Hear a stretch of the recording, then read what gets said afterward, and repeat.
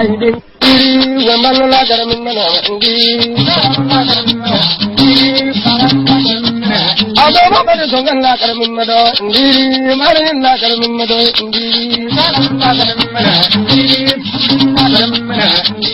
Baban La Karaminmado, Zumbaran La Karaminmado,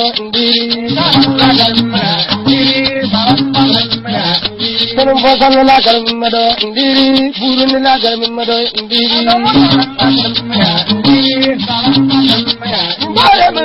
La Karaminmado, Sangoyan La Karaminmado,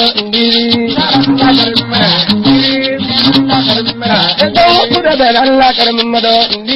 Soran La Karaminmado, Adamo Sauran La Karaminmado, Sauran La Karaminmado, Epan Songaran La Karaminmado, Epan La Karaminmado, Ugun La Karaminmado, Epan La Karaminmado,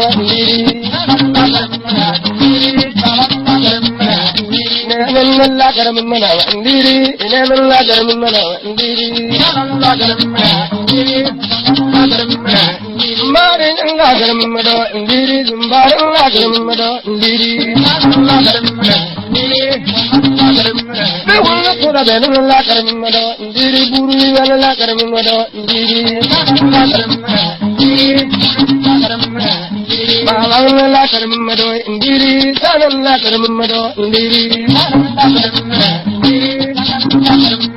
Baman La Karaminmado, Buran La Karaminmado,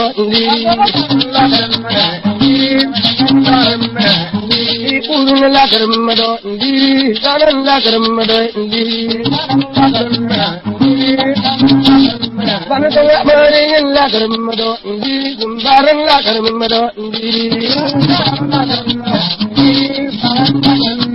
Adama Songan La Karaminmado, Marin La Karaminmado,